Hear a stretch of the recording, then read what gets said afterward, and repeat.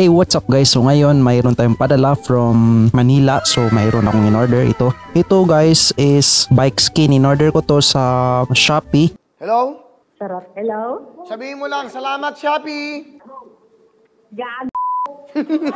At pinadala via JNT at sana hindi to nila hindi to tinapon-tapon lang sa truck. So alika, sabay tayong i-open to. Mayroon akong in-order sa Shopee na bike skin protector at Hi-Lite ito. Pre-cut at yung isa is hindi pa kinat. So yun, plano ko nga i-trace na lang para makasave tayo, no? So yun, dalawa yung in-order ko for a price of $4.90 kasama na dyan yung shipping fee. Pero kapag yung hindi pa na-cut, yung non-cut is 135 at yung pre-cut naman is 250. So walika, sabay tayong buksan ito. Kailangan ko yung mahiwagang gunting. So gunting, let's go.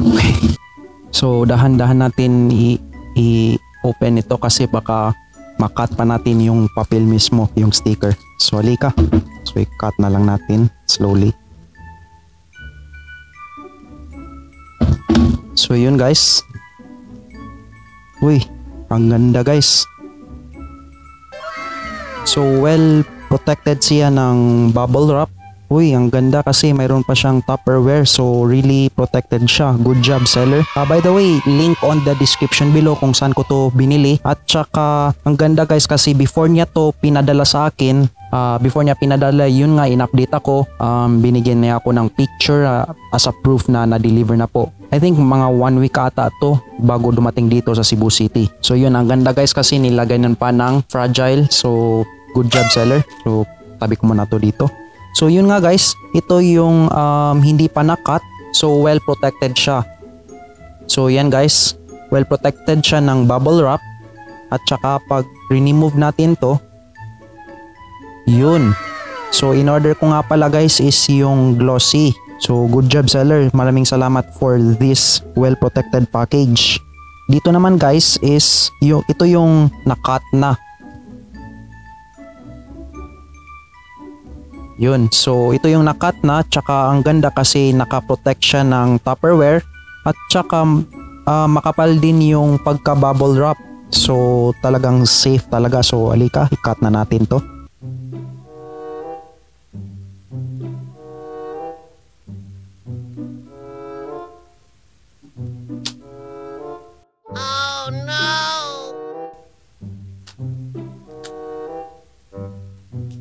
Uy, nakabasag pala. So yun, buti na nga mayroong bubble wrap at hindi ko na-cut yung mismong bike skin. Siguro nakailang basag talaga siya. So yun nga guys, nabasag siya. So feeling ko sa courier talaga to kasi sobrang tibay po nung pagka bubble wrap, tsaka imposible naman na masira yung Tupperware. Pero good job seller kasi at least protected, di ba? Tingnan natin yung bike skin. First na i-open natin is this, yung pre-cut na to. So glossy siya guys, yung in-order ko. So ito nga guys. Yun, so ito yung unang makikita mo. So glossy. Highlight yung brand at protect your bike with bike skin protector Hi-Lite. So good job. So itabi ko muna dito. At yung bike skin mismo guys, ito. Wow. Ang ganda guys kasi mahaba siya. Parang sa top tube ata to. So yun nga guys, medyo mayroon siyang naka-fold pero okay lang naman yan kasi at least protected. Nilagay siya sa bubble wrap at saka sa Tupperware. Makapal siya guys hindi siya yung basta-basta lang. Tsaka sulit na rin kasi ang rami nito. 1, 2, 2, 3. So same size pa rin. So 4. So ito maliit. 5, 6, 7. So yun. 1, 2, 3. Yan yung loob ng pre-cut na to. Para sa akin ang sulit nito kasi it can really protect your bike. Makapal naman siya. Hindi siya yung manipis lang. So yun, makapal siya guys. So for me guys, very sulit to.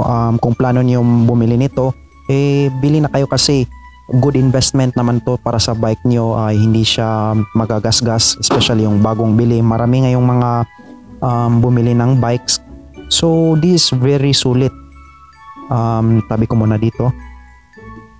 So this is 250 pesos galing sa Shopee. Actually guys, makapal talaga siya, worth it na worth it. So dito naman tayo no sa hindi pre-cut. So yun nga guys, hindi siya na-cut na. So buo pa siya. So wait, tanggalin ko muna. So mayroon siyang tape, naka-tape pa siya.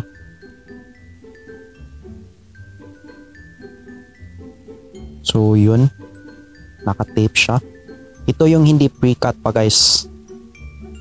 Ewan ko kung ilang meters to. So very sulit nga guys, ang sobrang haba talaga. Hindi ko to in-expect talaga kasi ang haba. Parang scroll ng Naruto.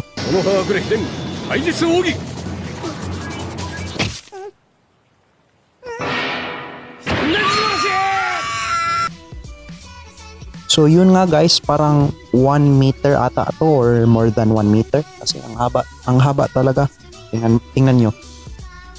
So yan, tarang. So ang haba talaga. So yun nga, sulit na sulit to.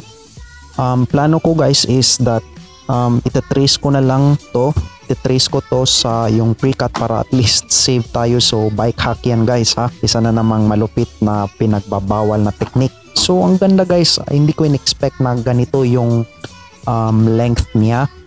At saka makapal siya guys, makapal siya. Good na to, good na rin. Kaya dalawa yung binili ko para matrace ko to.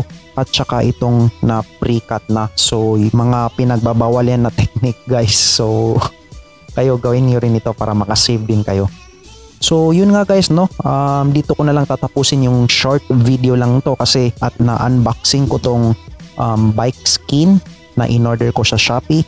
So far hindi naman siya bad quality, good quality nga kasi ang kapal niya guys. So hindi sayang yung pera mo. So sa next video guys is itatry ko to idikit sa bike ko yung San Pilastro. Like, comment and subscribe. Like if nagustuhan niyo tong video para malaman ko rin if gagawa pa ako ng mga ganitong content.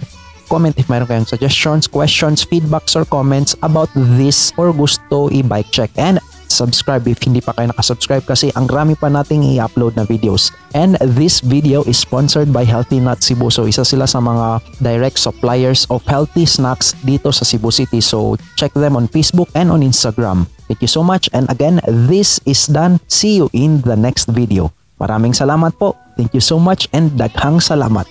Peace.